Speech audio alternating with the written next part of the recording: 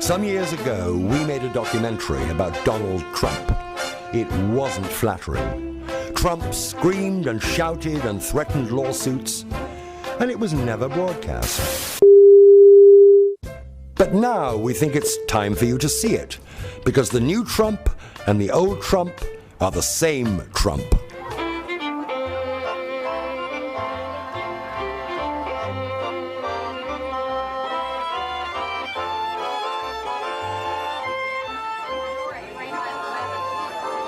I never thought I'd be doing this, I have to tell you.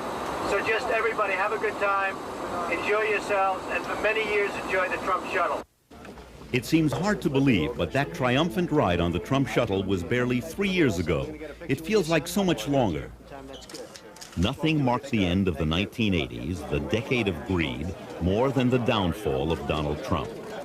But who is this man who rose so high and fell so fast? Very good. Give it to that girl right over there. He presents himself marvelously, but the Donald Trump that I saw in real life was very different. Mr. Trump, please. I believe that Donald Trump would be a very unhappy man if no one paid any attention to him. He skirts the law in the sense that he goes right up to the edge and sometimes over it. You leave it with me. He talks a good game, but he lacks character. I mean, it's the American dream gone berserk, really, is what it is. But it wasn't only Trump's sometime friends and longtime critics who told us about his flaws. Trump himself unknowingly predicted his own fate. I think one of the most important aspects of the book is I try and find people that don't have it, because most people don't have it, and that's the sad part, and they want to have it, and they go out and they lose their money, they lose their families, they lose everything. And it's a sad situation. But you see it a lot with these hucksters that are on television selling deal books and selling, records, and they never made 10 cents in their lives, but now they become wealthy selling the records, although most of them, if you've read, have gone bankrupt over the last year. So I guess they didn't sell as many records as they thought. But, they sell, and these people put up their $500, and worse than that, then they go out and they borrow money against some leveraged house and this and that. Things that can't work, and I feel very sad for those people. Donald Trump hasn't had time to feel sorry for anyone in the last year. He's been too busy trying to save himself. It's so different now from his heyday, when he only had to want something to get it.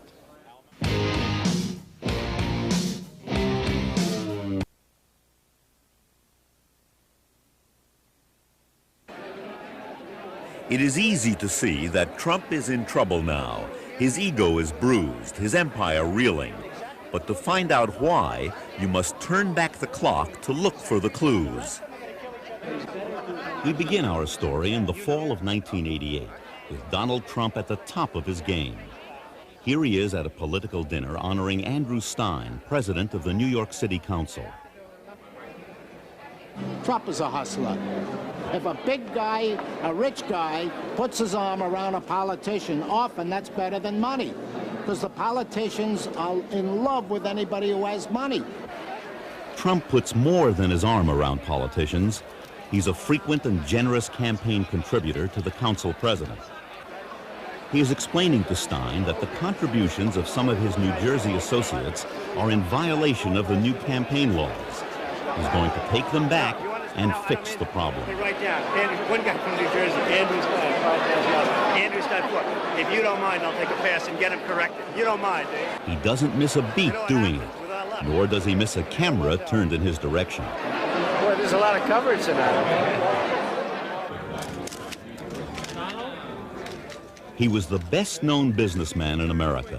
Compared to Lee Iacocca, he was Schwarzenegger. He was Stallone.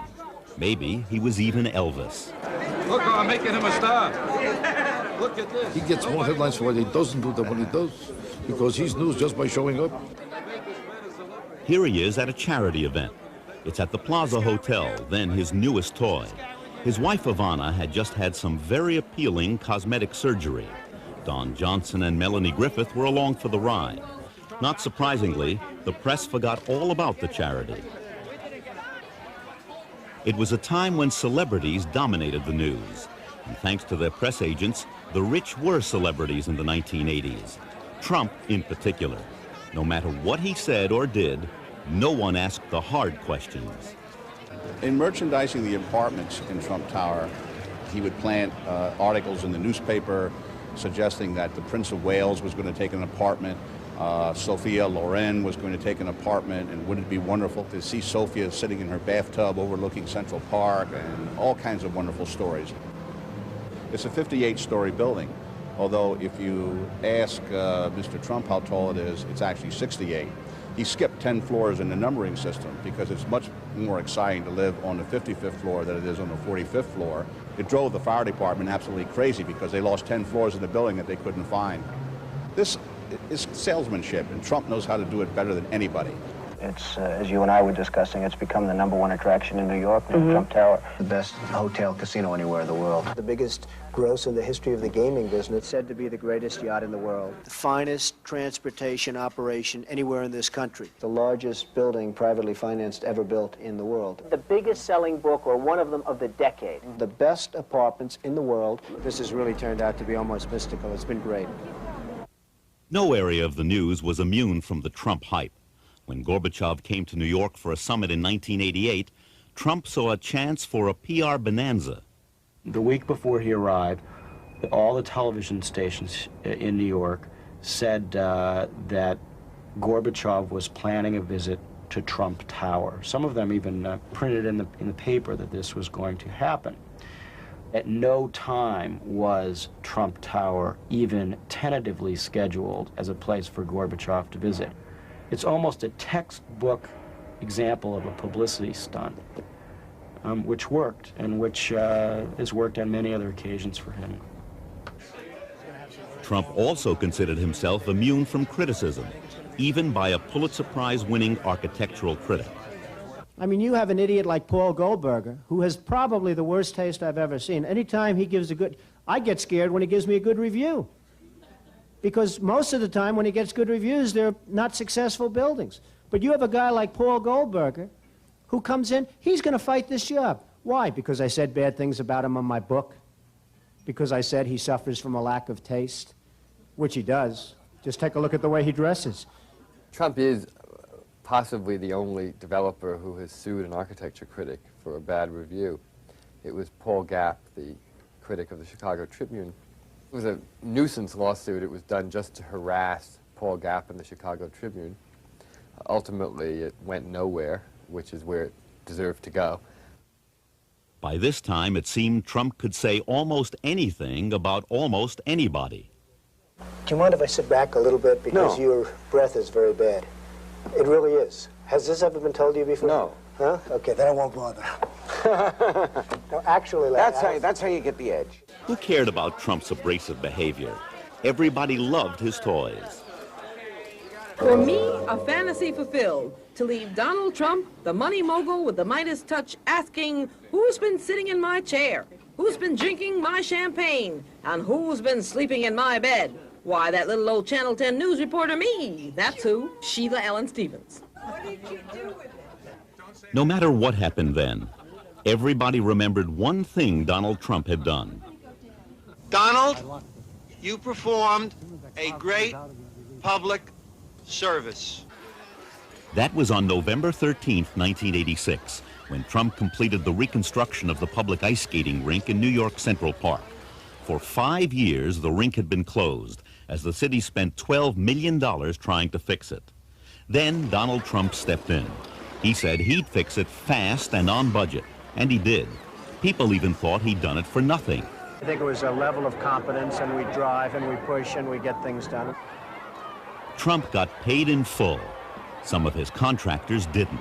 And that's a story that didn't get told. I want you to work, he says, but there's one caveat, and that is that the work has to be pro bono. And I said, well, pro bono, I mean, my goodness, I'm Italian-American. Bono has to be Italian. I'll go for it. Well, little did I know that pro bono meant for free for the public good, but in reality, what he was asking us to do was to supply the services for the rink and to dispense with any profits or expenses.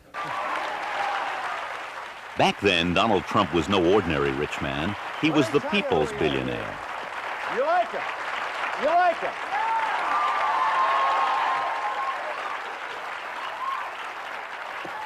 I'm telling you. Why didn't your daughter bring him home? Across the street from the skating rink was the St. Moritz Hotel. Trump bought it a year earlier. He called it a brilliant deal.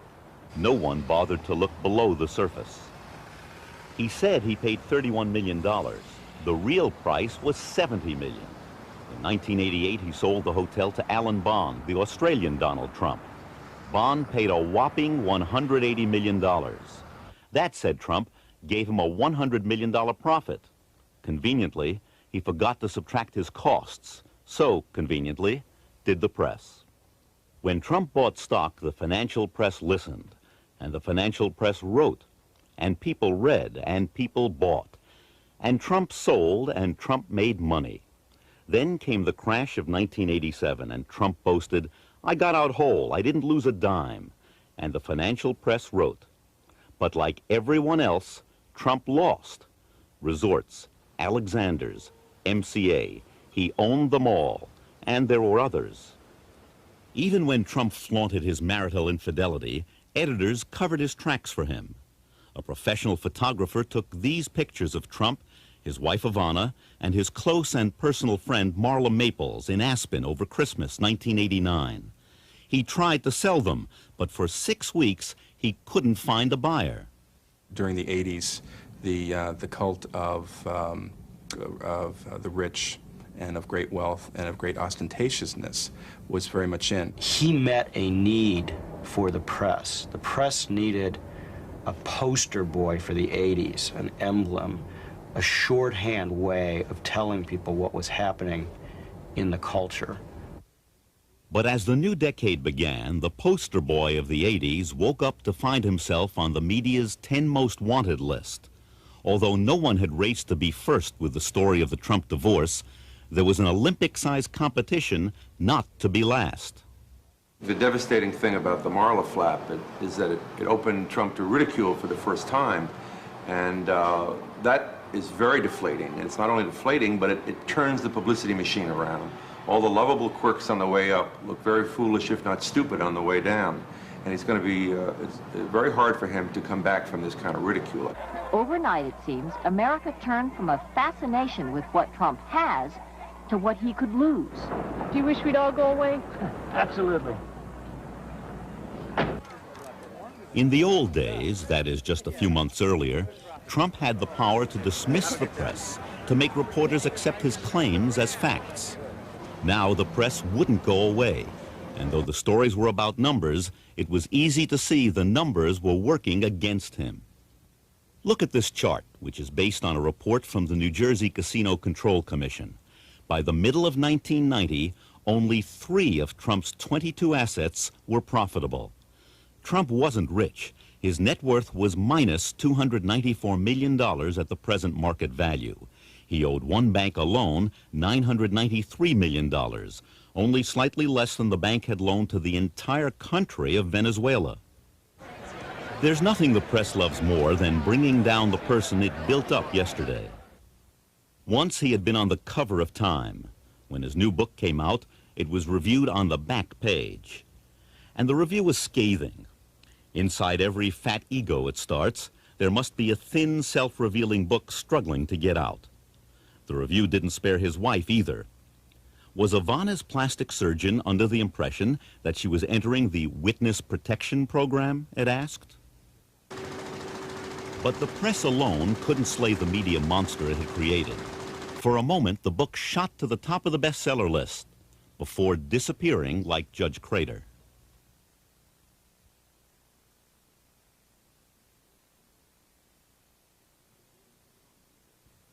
In the world beyond New York, he's Donald Trump, self-made billionaire. But in Brooklyn, he's still Fred Trump's son. And in Brooklyn, they remember it was Fred Trump who built the family fortune. Fred Trump would be here most every day, and he had his sons here. And he was teaching them the business from the ground up. Donald was one of my best customers. We have a hot dog most every day. A few occasions he would say to me that this must be a good business. And I'd say it's a good business. I'm making a living, but I think yours is a little better. When Fred Trump started out, he built wood shingle houses. During World War II, he constructed homes for the military. When the war ended, using his political connections and little of his own money, he turned his attention to giant developments in New York's outer boroughs. Today, he still owns them. It was decent, but never good, the service. And the pat answer they give you here at maintenance is, this is not Manhattan. You get Brooklyn service here, whatever that means. I have no idea what that means, but walls have to fall down before you get any kind of service here. I'm just fortunate not to be a senior citizen here. What happens? That's where they get absolutely no service at all. Nothing. Because if they move out from their $150 a month apartments, the rent will go up to $600, $700. But they're afraid. See, senior citizens, they're between a rock and a hard place. They're afraid to complain. Fred Trump taught his son how to be tough. And from childhood on, Donald had his own builder's vision. He used to build the most beautiful buildings with building equipment, everything. He was great, even when he was a little guy. Donald was one of 5 children, and while he was adored at home, he was a behavior problem at school. I was sent to a military academy because I was really a problem. I was a very difficult guy for my parents. Then at Fordham and the Wharton School of Business, he missed the turbulent 60s. In 1969, when most other people in their early 20s who were from upper middle class backgrounds at Ivy League colleges were marching and storming the gates, Donald Trump was reading FHA foreclosure notices in Philadelphia, Pennsylvania, looking for houses that he could take over and rebuild. Donald Trump had learned that for many real estate developers, lawsuits are just part of the cost of doing business. Fred Trump was charged twice with making windfall profits on government-financed Brooklyn developments. After the completion of Trump Village, he was forced to return $1.2 million in overestimates, but not before he built a private shopping center on his property. There were more fortunes to be made in Brooklyn, but Brooklyn was comfortable, Brooklyn was boring, and most of all, Brooklyn was his father's turf. One way to think about Donald Trump is John Travolta in Saturday Night Fever. He's the guy from Ocean Parkway in his mind. Though he grew up with a father who had a lot of money, he grew up in a very middle-class way in his own mind, and certainly crossing the bridge was a huge thing for him to do and something his father never wanted to do. Donald was the young man who, the second-generation boy who was going to conquer Manhattan, and he stood with me once in his park after we'd had a tense negotiation in which we'd fought, and as we often did, and he pointed to all these buildings around just about here, and he said to me, I'm going to be bigger than Helmsley in 5 years. Trump made his first move for 2 large sites, a few miles apart and bordering on the Hudson River. They were owned by the Penn Central Railroad, but the railroad was bankrupt, and the properties were up for sale. As Donald Trump saw it, the opportunity was ready-made. The railroad was looking for a developer who was politically connected. I knew that right away that he didn't fit the standard mold, and that all the people who would have to pass on this, all of them, right up the line, would be troubled if I put it bluntly, who the hell is Donald Trump? And why are we contracting what could be $100 million worth of real estate with this unknown young man? The 28-year-old Trump would solve the problem brilliantly, as he would in the years ahead.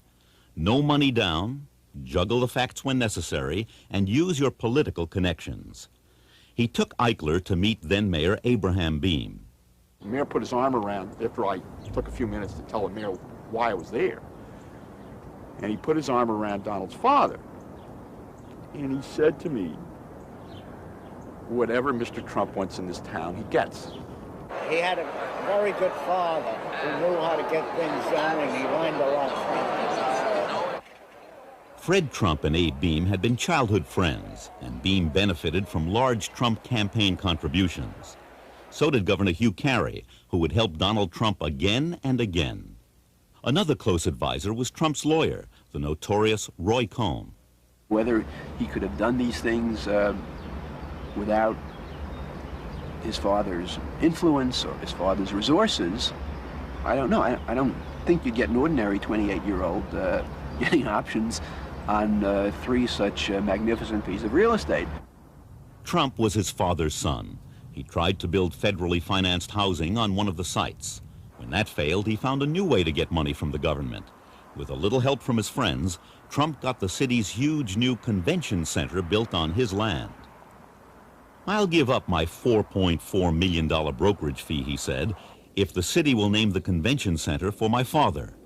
Everyone thought that was unusually public-spirited, until it was discovered that Trump was only entitled to a fee of less than $600,000. The convention center was named for U.S. Senator Jacob Javits. But the Penn Central also owned the rundown Commodore Hotel right next to Grand Central Station. I wouldn't have taken the Commodore if you gave it to me. And I didn't know anybody in New York who'd take it if you gave it to them. But one day he looked at me and he said, I'm going to buy the Commodore for $10 million. I'm going to get Jay Pritzker at Hyatt to manage it, turn it into a Hyatt, and I'm going to get Equitable to provide $75 million to rehabilitate it, to the point where it's almost like new construction. I'm going to tear it down to the skeleton and then redo it. And I said, you have really gone crazy. There was more exaggeration than truth in the way Trump lined up his partners for this project by suggesting he already had the option on the hotel when he didn't. Years later, he'd patent tactics like this, calling them truthful hyperbole. Trump's men went to work obtaining necessary approvals and huge tax breaks designed for construction of hospitals and low-income housing. Lawyer Roy Cohn was on the job, as was Stanley Friedman, a deputy mayor who would soon join Cohn's firm. Years later, in an unrelated matter, Friedman went to jail for his part in one of the city's worst corruption scandals. Back then, the project was approved on the last day of the Beam administration.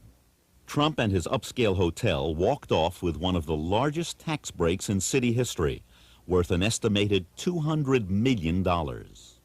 I got everything I wanted. 40 years of tax abatement. People would say, how did you get 40 years? I said, because I didn't ask for 50. It was so easy. I don't blame Donald Trump for asking for whatever he could.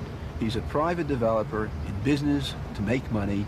He had no obligation to the city. In fact, he was being helpful because without him, the site might not have been developed. It's up to the city, to the Board of Estimate, to the mayor to stand fast and to negotiate a deal which not only allowed the property to be developed, but was in the best financial interest of the taxpayers for that time and for the future. That the city failed to do. Trump was no longer a kid from Brooklyn. He was an established developer and something else. He was the king of tax abatements. In the 1980s, other developers would follow his lead until building luxury housing with tax abatements became almost as popular as junk bonds and yellow ties.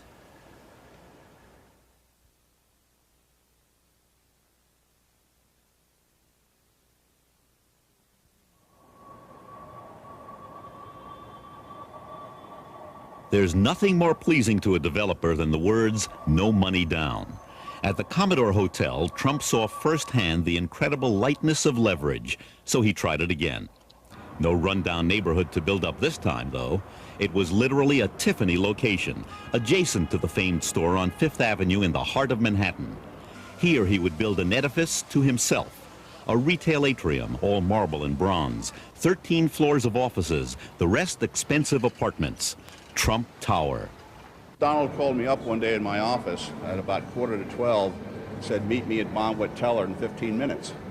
Naturally, I dropped everything I was doing and came right over here. The first thing Donald said, isn't this the greatest location in the world? We're going to build the most exciting building in the world here.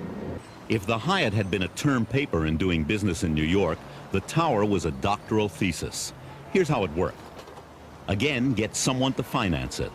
Equitable had been in on the Hyatt and owned the land under Bonwitz. For a 50% interest, Equitable would pay him to build. Then get the players who can deal with the city, state, and community. Again, Roy Cohn came on board. Finally, find a way to get approval to replace a 7-story building with a 58-story tower. Trump was determined to have every square foot he could have, and so the battle began. And it took us 15 months with a lot of shivers up our backs, never knowing whether we were going to win or not win. But Trump is a brilliant taskmaster at maneuvering behind the scenes politically as well as in the real estate world, and he succeeded. Once again, Trump got millions in tax abatements by finding a loophole in a law designed to promote middle-income housing. To neutralize the opposition in future battles, he soon hired the city's housing chief, who had opposed him on those tax abatements. In 1986, after the building had been completed, Trump broke one of his cardinal rules. He bought out his partner, Equitable, and that cost him money. No matter, it would seem then, if the Hyatt had made him a player in New York, Trump Tower had made him a player in the world. Trump Tower was Reagan-era beauty come true for everyone. Trump was praised for his work, even by the critic he loved to hate. I've never minded the atrium that much as a work of design. A lot of people find it too glitzy, that sort of rosy, pink, apricot, whatever you call it, peach-colored marble. I always found kind of neat, actually. It's sensual, it's almost sexy. It's one of the few cases in which somebody has managed to make glitz aesthetically convincing. I like very much the Trump Tower because, especially the lobby, because it says exactly what it's intended to say, which is spend, spend, spend as you've never spent before. What about the apartments? At $1 million for 2 bedrooms, they're some of the most expensive in the city. Trump boasts they are the best. The molding, the base molding, is the cheapest. It's what housing projects get. The kitchens, if I was in a housing project, I would have had a better built kitchen than what Donald Trump put into Trump Tower. The kitchens were... I've never seen more sloppily installed and more cheaply built kitchen cabinets. All of my clients, ripped them out. The tower was also home to Trump and his family. Their 36-room suite had 3 floors, a waterfall, a 100-foot living room, and a lavishly decorated ceiling he once compared to the Sistine Chapel. Ross McTaggart was the second designer brought in to manage this remarkable apartment. I was once in Christie's Furniture, and we were looking at some pieces there, and he focused on some Louis XVI pieces. Superb, I mean, incredible quality. But he didn't understand the price. They were estimated to be at $80,000 to $120,000 sale, which wasn't bad, really. For 200-year-old furniture, that's superb quality. And Blaine Trump, who works at Christie's, happened to be there, his sister-in-law. And he said, well, why is this furniture going to be so expensive? Just because it's old? And she said, well, no, it's the quality. It's incredible. It's got a history. And he turned to me and he said, well, my stuff is better than this that I'm having made. I said, well, actually, no, I have a little bit of problem with the furniture that's been selected. It's not this kind of quality. He said, well, no, it's going to be. He said, it's cost a lot of money. It's going to be better than this. And we started battling, and he said, it's going to be better. He just insisted. And then Blaine sort of shook her head. He looked at her and he said, I can get better than this, can't I? And she shook her head and said, Donald, you're just never going to understand, are you? Workmen pounded away on Trump's apartment for 3 years. His downstairs neighbors stopped making her monthly payments. Lawsuits flew in both directions. I wanted to move in here because I thought it was going to be a great building with fantastic views and also a bigger apartment than what I used to have. However, I never expected to have all these run-ins with my neighbor, who is Donald Trump, who lives above me. And since I moved in, he has done nothing else but construction. The building of Trump Tower was the true art of the deal. Saving money was the key. Chapter 1. Hire the cheapest demolition contractor you can find, even though he has little experience. Trump hired William Kosicki, whose principal business was window washing. Kosicki, in turn, hired what became known as the Polish Brigade, more than 200 immigrants with no working papers who were paid 1/3 the union rate and worked under difficult conditions. Years later, deny you ever knew they were there, even though you visited the site. They were sleeping in the building. They had no protective equipment. All the OSHA requirements were being ignored. They had no masks. They had no gloves. They were stripping wires with their bare hands, hot electrical wires. Chapter 2. Don't tell anyone that the building contains asbestos. The reason? Asbestos is costly to remove and dispose of. Trump says he isn't legally responsible. The law says he is. With the danger that was involved in working there, because all the wires, a lot of construction, it was covered with asbestos. Chapter 3. Hire a waste hauler who doesn't care what he carts and knows how not to leave tracks. Trump's demolition contractor got Eddie Garofolo, identified by law enforcement officials as mob-connected.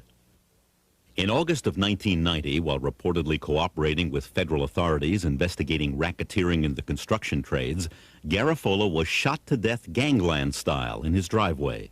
In the dead man's pocket, a wad of cash and a high-rated comp card for the Trump Taj Mahal. Chapter 4. When the demolition begins, appear to be public-spirited. Promise artifacts from the building to the Metropolitan Museum of Art. Chapter 5. Jackhammer the artifacts when you learn the cost of saving them. The demolition contractor allegedly said that it was going to take a long time or a longer time to take those heavy panels down, and before anybody could make the decision, Trump apparently gave the orders to have them demolished. Chapter 6. Threaten the lawyer that the Polish illegals hire after your cheap contractor defaults on paying them. Make sure that the threats aren't traceable in case the guy isn't scared off. Mr. Barron had told me in the one telephone conversation that I had with him that Donald Trump was upset because I was ruining his credit reputation by filing the mechanics liens, and that Mr. Trump was thinking of filing a personal lawsuit against me for $100 million for defaming his reputation. It turned out that Mr. Barron was Donald Trump's favorite alias. When this was revealed, Trump said, "What of it? Ernest Hemingway used the pen name, didn't he?" Chapter 7. Manage to stay out of trouble when your contractor is tried, found guilty, and fined for not paying his Polish illegals. And at any moment, this should have fell out of bed. Now, the people you got to ask the questions through is over in Newark, New Jersey, in the Department of Justice, where, interestingly enough, Donald's sister worked. She was the number 3 person in the office. The assistant U.S. attorney said, don't mention the name Trump inside here. If you want to talk about Trump, just say, let's go outside and take a walk. At the time, Trump's sister was an assistant in the U.S. Attorney's office in Newark. Today, she's a federal judge. Chapter 8. Have Daniel Sullivan make peace between the union and non-union workers on the tower. In late July, July 27, Donald called me and asked me to please come to New York because he had a major problem. The employees he represented on the demolition of the Bonwit Teller building were going to hang one of his vice presidents, Tom McCary, off the building. Prevent the hanging, but a decade later face legal charges that you defrauded the union pension and welfare fund. What do you think, you got to beat this right, Donald? Chapter 9. To build the largest concrete structure in New York City, turn again to Roy Cohn. Cohn is also the lawyer for the New York crime boss who controls the concrete business. Payoffs from contractors are dropped off at Cohn's office, so he may get paid twice for his services here. But then, you get who you pay for. Conclusion. In every respect, the building was pure Trump. Behind every facade, another facade. When you're going to spend the kind of money that we've spent on a building where we spend for the finest marble, for the finest bronze, for the finest everything else, you have to be careful, to be perfectly honest, because it really does add to your risk. And we decided to go absolutely first class all the way, and it's something we're very happy that we did. He calls it Trump Tower. It's money power that'll get you up where you want to be.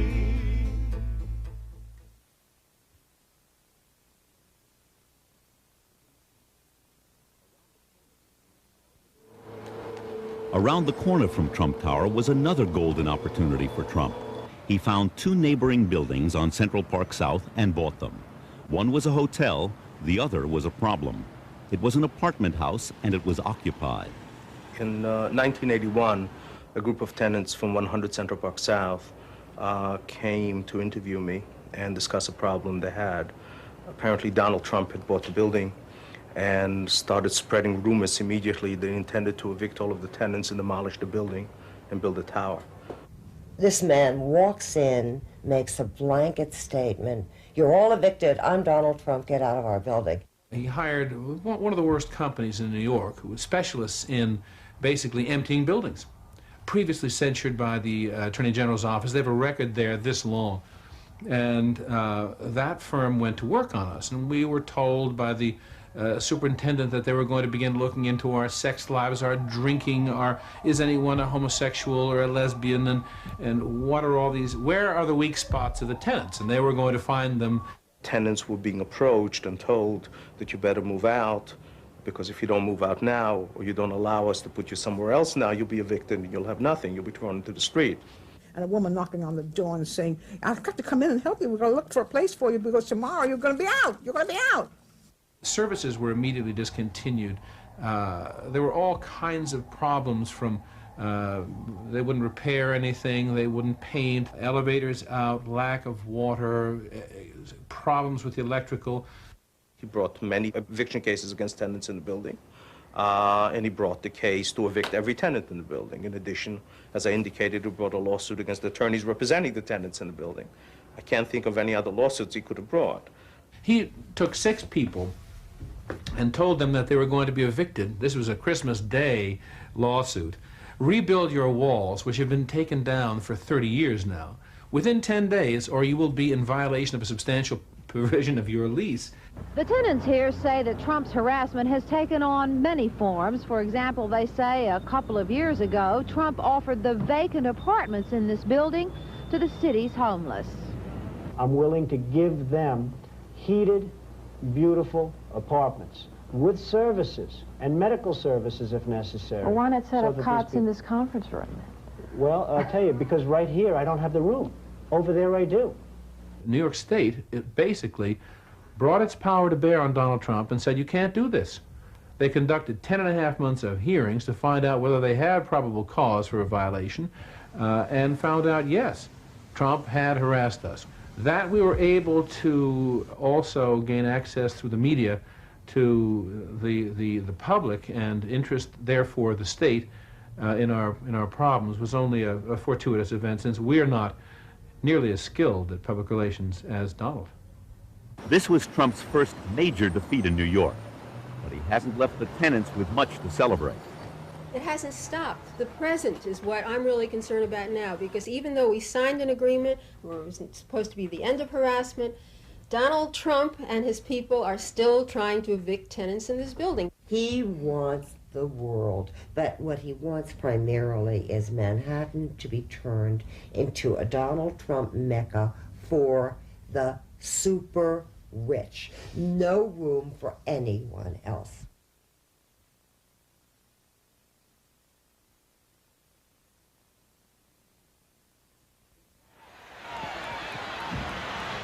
If Donald Trump had tried to capture the money crowd with Trump Tower, nothing made him more of a people's billionaire than his entrance into the world of professional sports.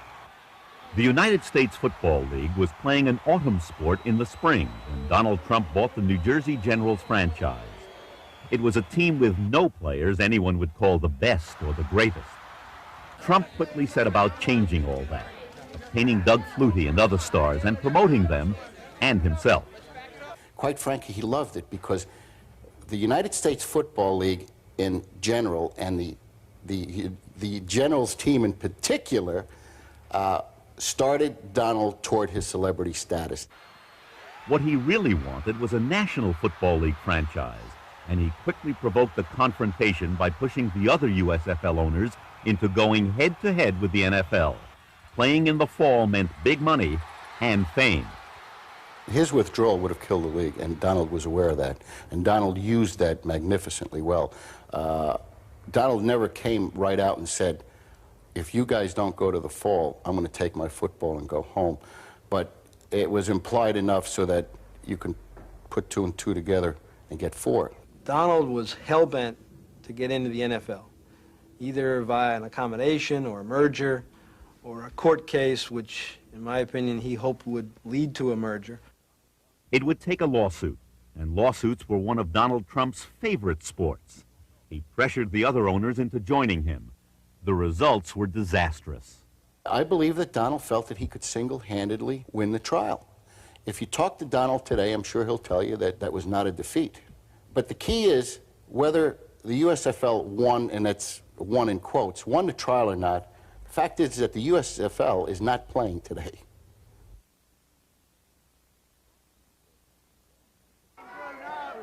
Boxing for a time brought Trump the fame he was seeking. When Trump landed the Tyson Spinks championship fight, he and the other Atlantic City casino operators realized their greatest gaming jackpots ever. But that wasn't enough for Trump. He wanted to own Mike Tyson. First, he tried to join forces with Bill Caton, Tyson's manager. Trump was rebuffed in his efforts to become Caton's partner, so he set about trying to steal the fighter. At a celebrity cocktail party, he had come over to the table where I was sitting with my family and friends, put his arm around me, and told all the people at the table how wonderful I was, how much he loved me, how much he appreciated and respected me for putting together this fight. He said, "Only you could have kept it on track, Bill. We owe you for getting this fight on." But then 2 days later, I found out he was working with the women against my interests. When Tyson's marriage to Robin Givens set up a three-cornered power fight with Givens and her mother Ruth Roper in one corner, Caton in another, and promoted Don King in a third, Trump saw the answer to everything, or so he thought.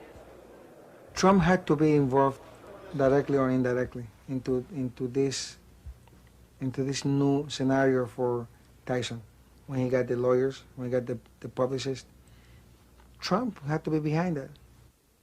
Trump used Givens and Roper against Caton. He even moved them into an apartment in Trump Tower. But Givens and Tyson didn't stay married. When Tyson lost the women, Trump lost the power, because Trump's ticket to Tyson were the women. Though Trump made the wrong bet, he didn't lose entirely. Iron Mike may have skipped to another corner, but Trump still gets some of his fights and some of the money.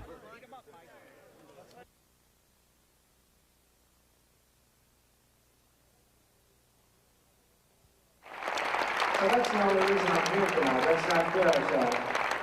So to Ivana, I give you a special thanks and congratulations, because this is really your night, Mike. Congratulations. Good luck, everybody. Thank you very much.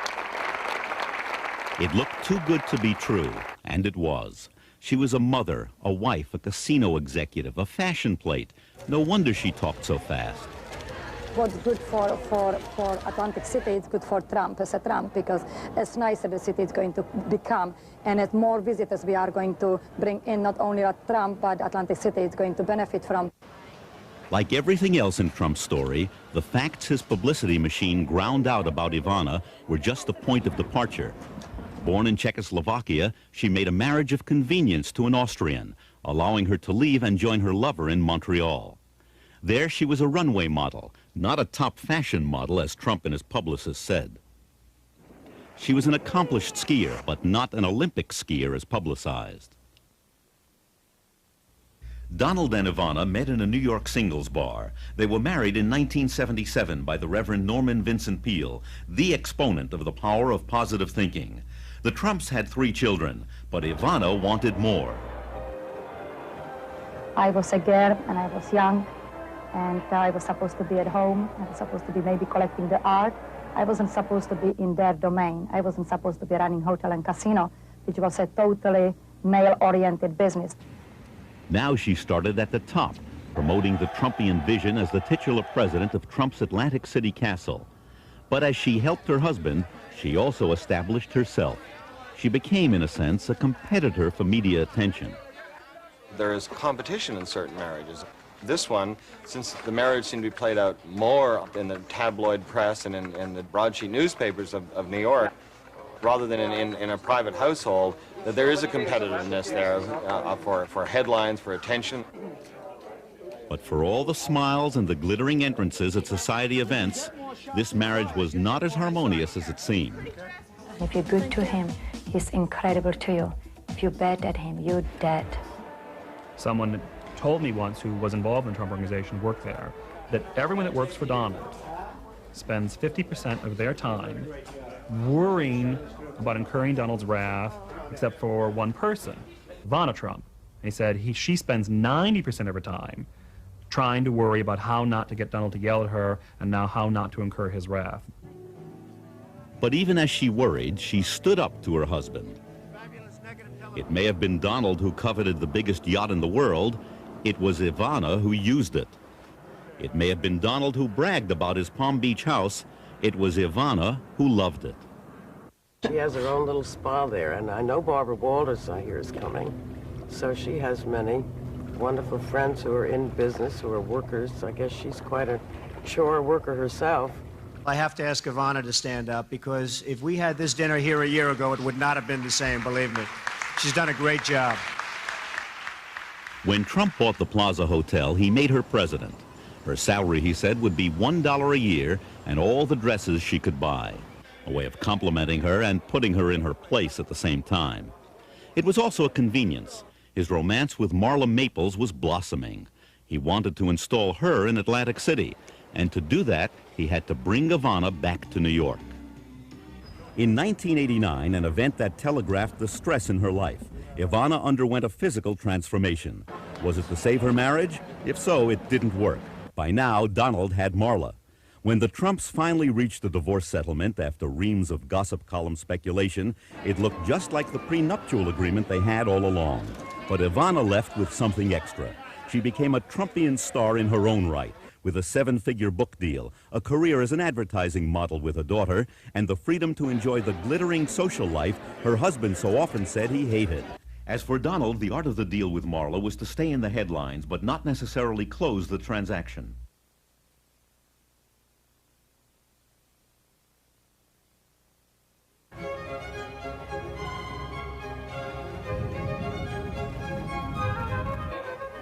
There's old money, there's new money, and there's Trump money.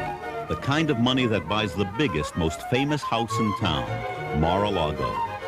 Other people wanted to buy Mar-a-Lago, many other people, but they had different ideas. They wanted to condo it, they wanted to make it into a hotel, they wanted to do all of, in my opinion, the wrong things with Mar-a-Lago. This is a treasure. This is a U.S. treasure, and it had to be preserved. Trump's original idea wasn't that high-minded. He wanted to subdivide the property and create 14 luxury homes. The city turned him down. And that was just the beginning of Trump's quarrels with Palm Beach.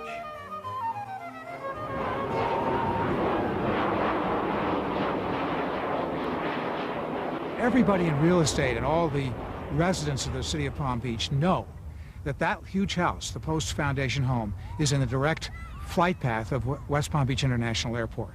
So how Mr. Trump overlooked this fact when he bought the house, I don't know.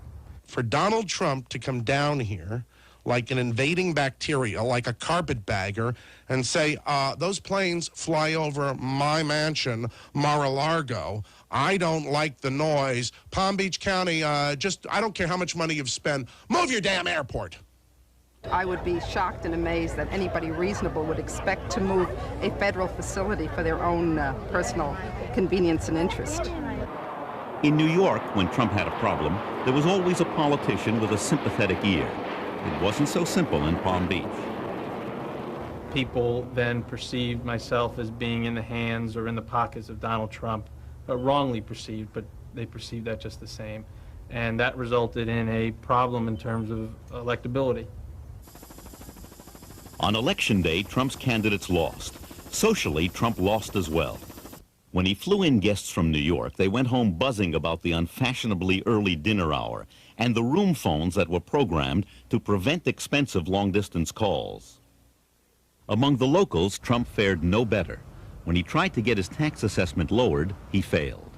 Finally, it turned out that this deal wasn't as artful as he claimed. In his book, The Art of the Deal, Trump said that he bought the house for $8 million, paying 100% cash. Actually, he spent $10 million, of which only $2,000 was cash.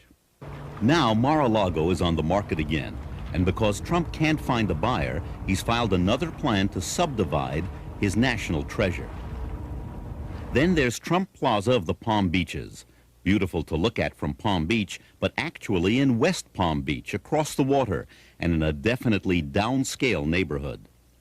Trump bought these condos out of bankruptcy and put his name on them. When they didn't sell, he offered prospective buyers rides on the Trump Princess.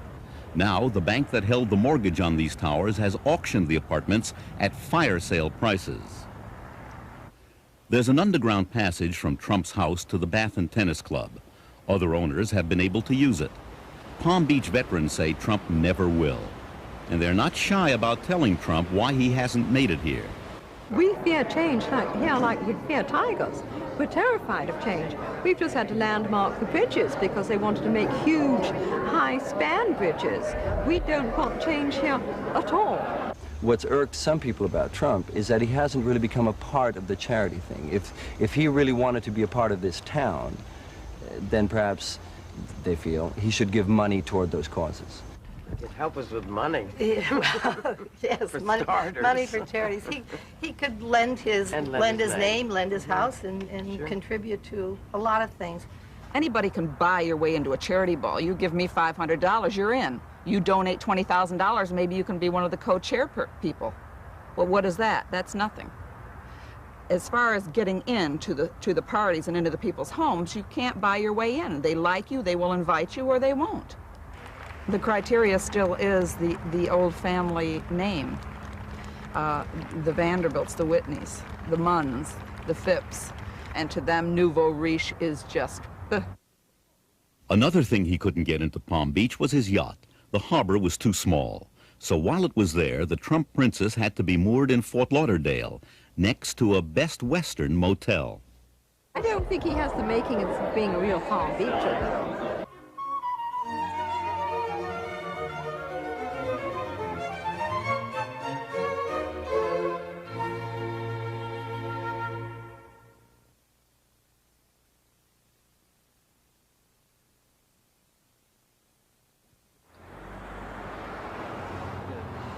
Once the public caught on to Trump's games, Trump bashing became a popular sport. But right up to the moment his infidelities were revealed, he could do no wrong. He's very sexy, very handsome, very powerful. He cares about America, he cares about New York City, and he's doing something trying to help New York City. Some thought he should run for president. Trump considered it. Supposedly our allies, and I say supposedly. Would you really like to take over and run the country as you have run your organization? I would much prefer that somebody else do it. I just don't know if the somebody else is there. I don't know if we have the kind of advocate that you need. We need major surgery. This country needs major surgery. Are you the surgeon? I think I do a fantastic job. He doesn't give a good rat's hoot about poor people who might be living on sidewalks outside his building. He talks a good game, but he lacks character. Those who have worked closely with Trump have seen a more personal side of this most public man. He has a loner quality. There's no question about it. And for all the sense of Donald Trump as someone who's out and around all the time, there are dozens, if not hundreds, of times that I have spoken to him at 9:30 or 10:30 or 8 o'clock at night on a weekday, when the only thing between me and him interfering is the remote control changer changing the channels. He presents himself marvelously, but the Donald Trump that I saw in real life was very different than the Donald that I saw on TV or on some sort of video or a talk show or something. And that fascinated me, and that's when I realized how much a performance it was. He can be extremely articulate and very well-mannered, and he has this marvelous sort of boyishness that projects, I think, rather successfully on camera. In person, you see a hostility and an anger. I've known him to say after a meeting where he'll freak out and scream at people that he'll walk out and say, some performance, wasn't it? But a lot of times it's not a performance, and he'll claim it is, because then it maintains his image that he's always in control. But he's often out of control. He treats people, I've seen people treated horribly, including his own family, by him. Extraordinary verbal assaults. he doesn't define himself from within. He doesn't define himself through relationships or through some spiritual interests and concerns. He does not have close friends outside of his family. But I don't think, and he himself has said, that friendship in the way that other people might think it's important is as high a priority for him. You expect employees to speak well of the boss, but some of Trump's associates seem to genuinely love him. One in particular was this man, John Benanov, vice president of Trump Plaza Hotel and Casino. We have a great leader in Mr. Trump and in Mr. Hyde, and they care about their people, and that's the difference at Trump Plaza. They truly care about their employees. We don't like to overwork. 4 months after this interview, Benanov, Stephen Hyde, and Mark Edis, another key Atlantic City executive, were killed in a helicopter accident. A stunned Trump publicly mourned their loss. 9 months later, in an interview in the New York Times, Trump attacked the 3 dead men, blaming many of his financial problems in Atlantic City on their mismanagement. The comments enraged some Trump employees. Trump later denied he made the criticism, but the reporter who wrote the story told us Trump couldn't have been more explicit. When you work for Trump, you know you're working for the best. I think it's human nature. When people say, where do you work? When you're working for the #1 place, there's a lot of pride behind that.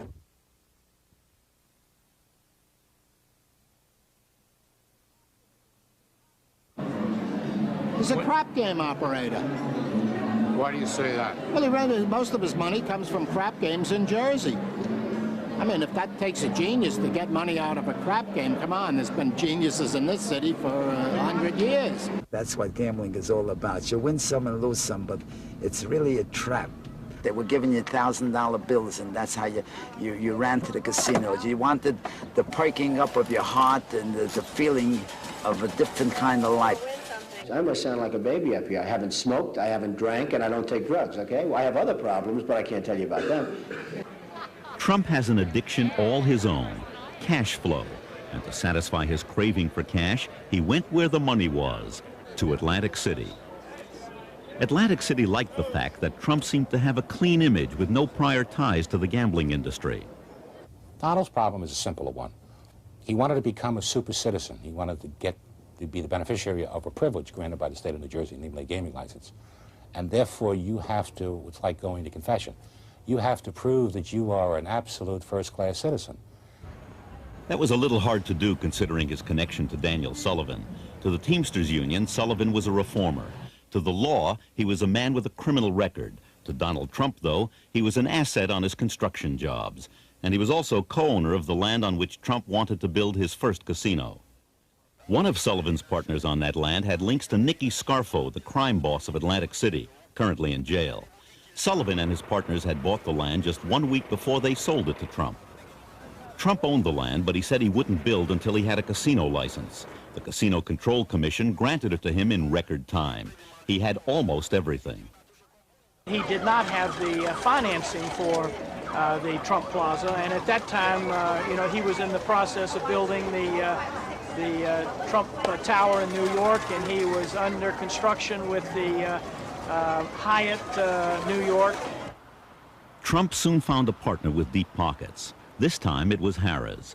For half ownership, Harrah's put up $50 million, and for that, Trump had to take second billing. He'd soon buy Harrah's out and rename the casino Trump Plaza.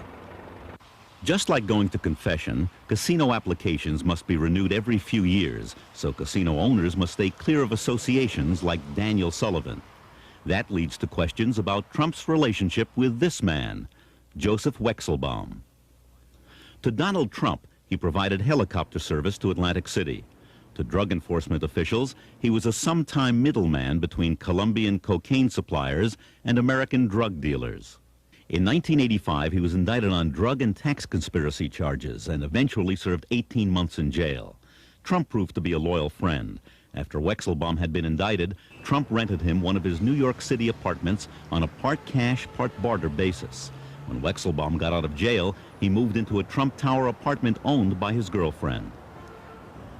Others wouldn't have Trump's luck with the Casino Control Commission when it came to investigating their ties with undesirables. That's why Baron Hilton struck out. The Division of Gaming Enforcement then recommended licensing, but the Casino Control Commission said no, accusing key executives and one of Hilton's lawyers of being too close to organized crime. The license was denied. Trump purchased the hotel and opened it as Trump's Castle. Now this is a castle.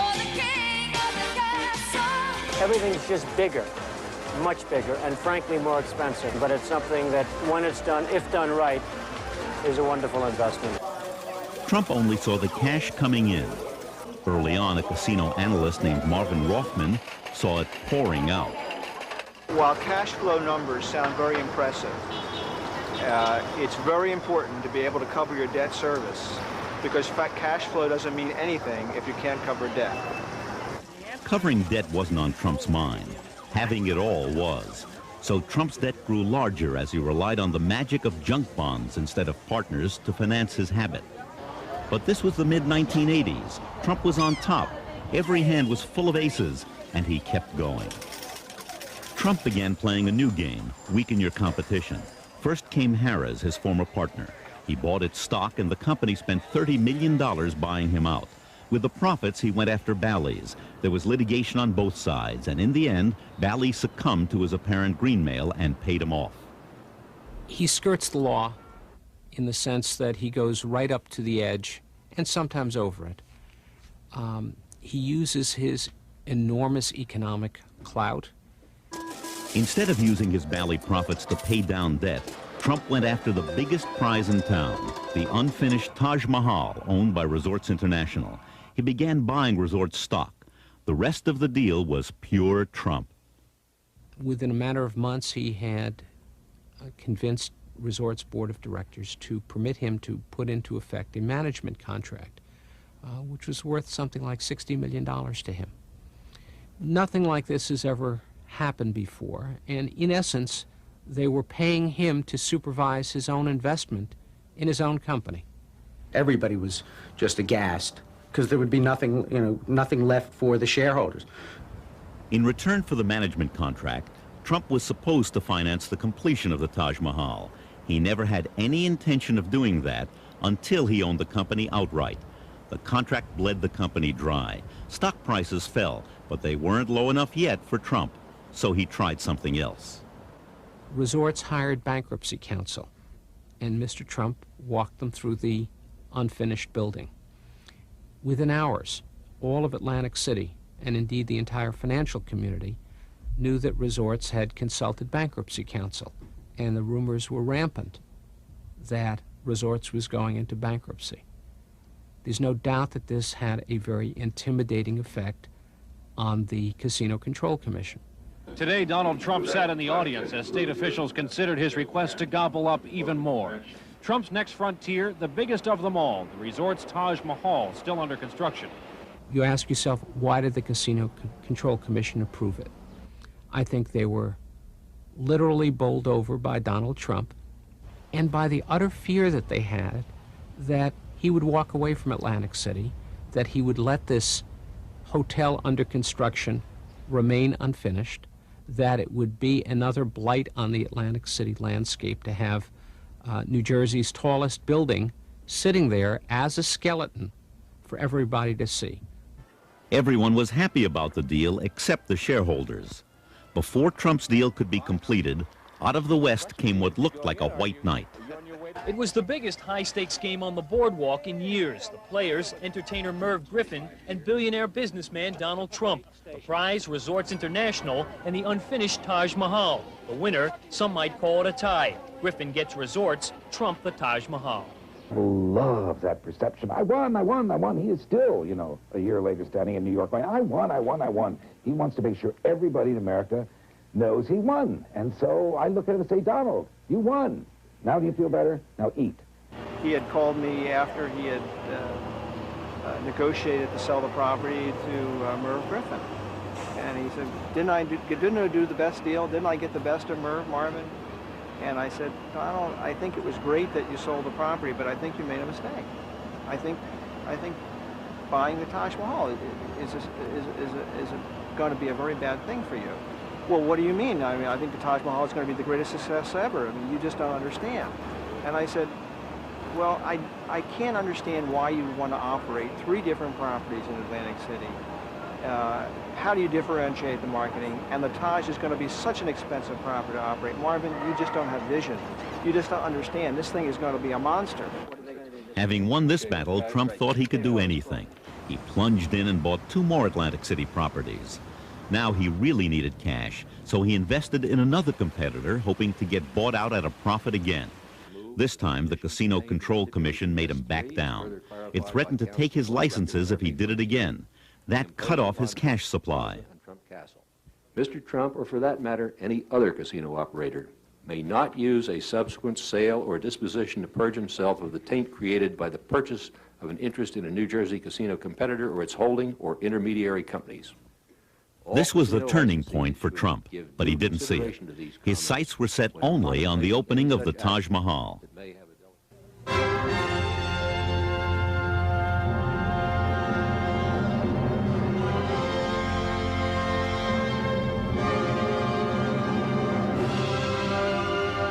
One step beyond your wildest imagination. A billion-dollar dream come true.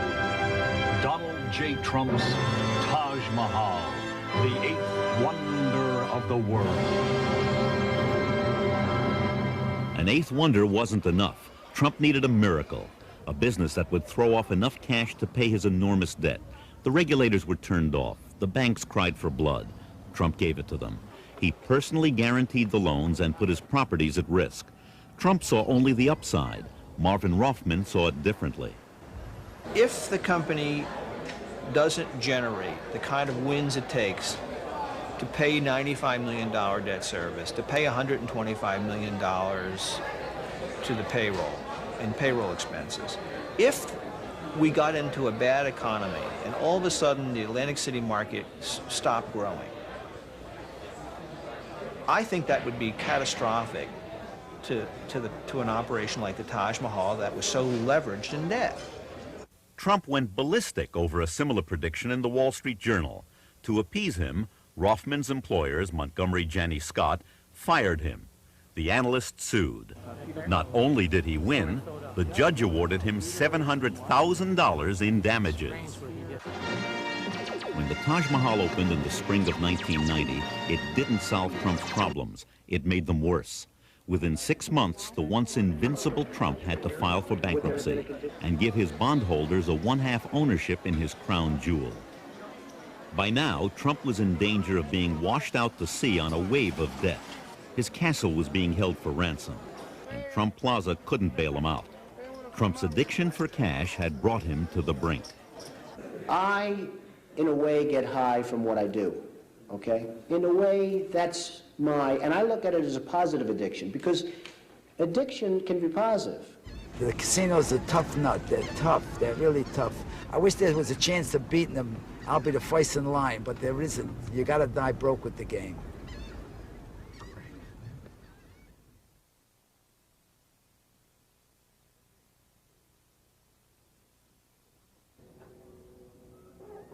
Donald Trump's failures in Atlantic City might not have been so damaging to him if another of his grand designs hadn't failed on his home turf in New York.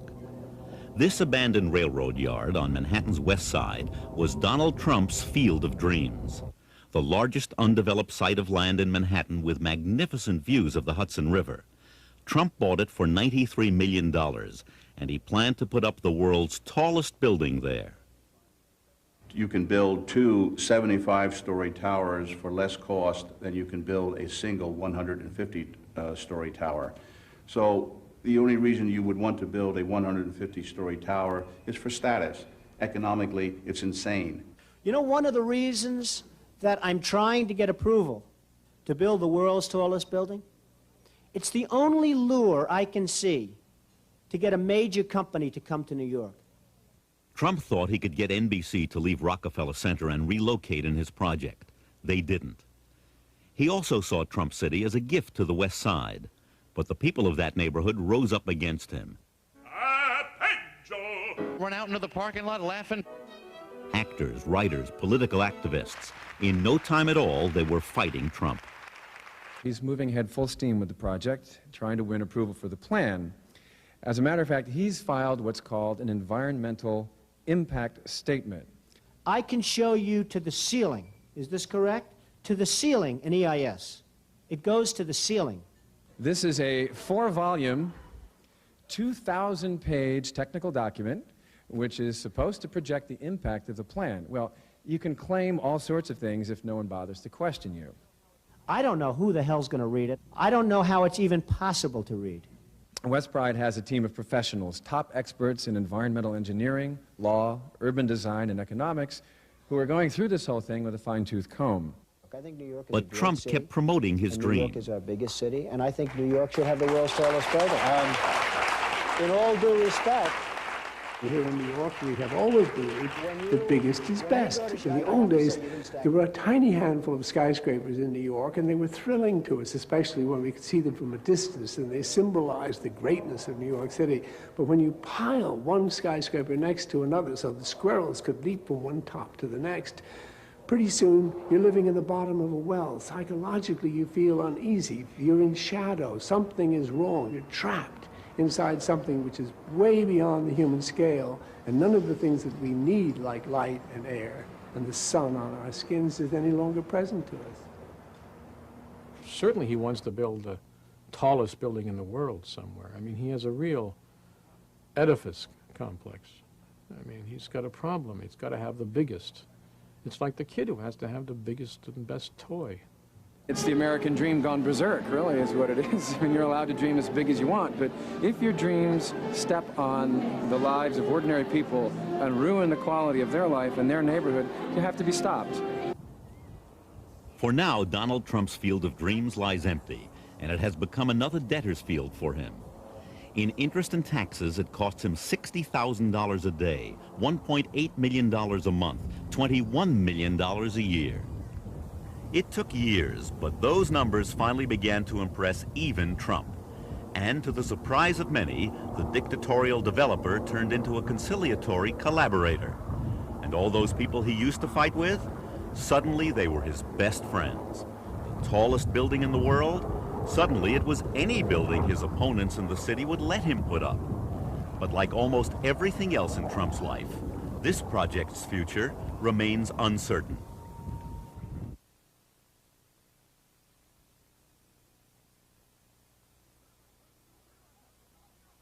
Heard about Trump's new deal? What? Trump has a new game. In the late 1980s, smart players were paying down debt and protecting their equity. Donald Trump went right on playing his game. my new game is Trump, the game. Trump, the game where you deal for everything you've ever wanted to own. Because it's not whether you win or lose, it's whether you win. All your life, you grow up, you go to the plaza, you go to a ball, you go and have dinner. You see the plaza. It represents something that's very special to New York. The plaza was the ultimate trophy to him, the crown jewel of his New York properties. Its price tag of $407 million also made it one of the most expensive hotel purchases ever. To get it, he violated his own art of the deal rules. He paid too much, leveraged other properties, and went deeper into debt. But to the world, he had won again. Few saw the reality. He was now risking everything. This is a characteristic of all self-made, and in a sense, Donald is self-made in this way, highly driven. Man, there is lying behind it an idea, I think an idea ultimately about immortality. This thing about Donald's going to die. And success. There's the gambler's analogy. You got to keep rolling the dice, and you got to keep rolling bigger. Back in 1989, most people thought Trump was one of the richest men in the world.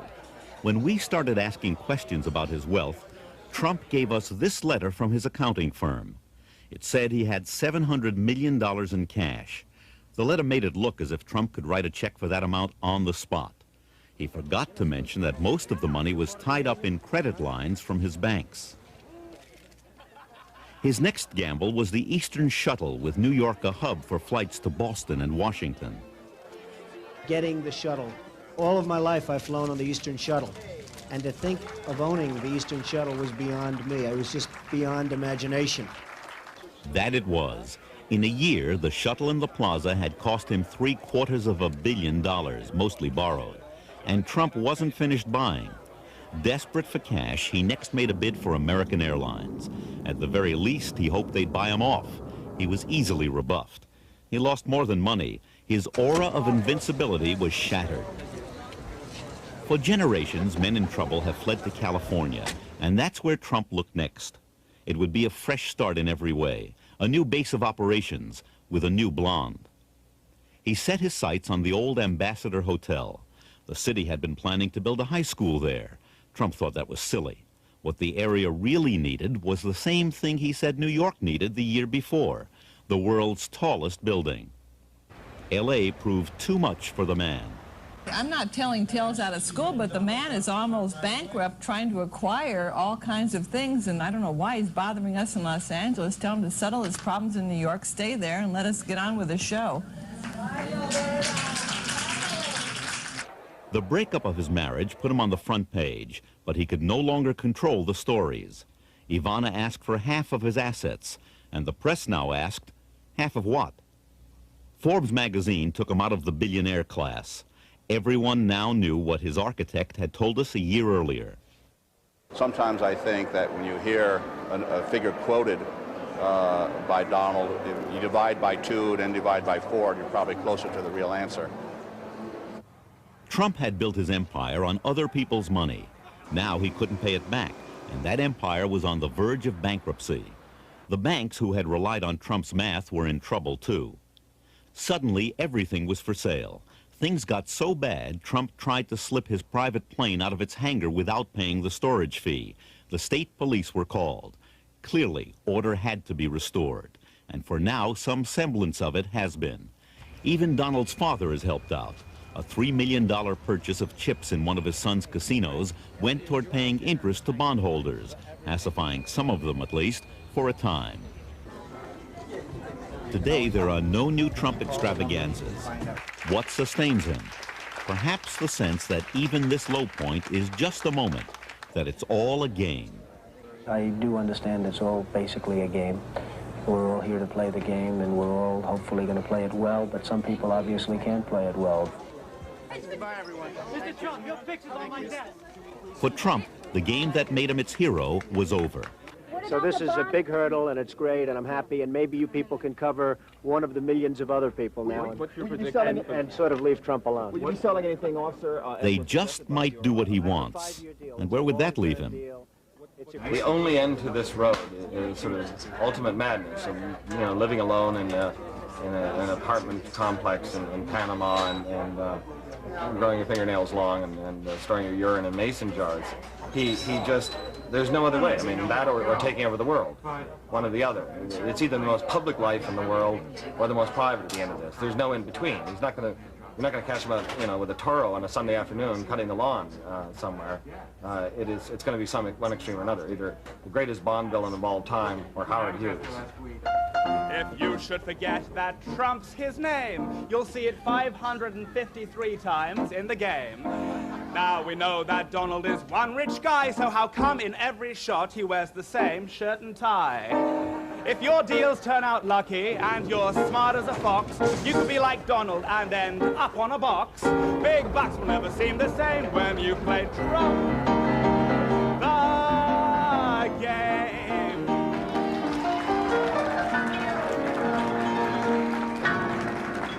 Woo!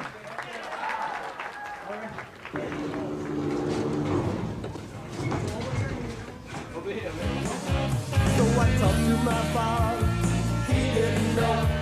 I talked to my friend, he didn't know.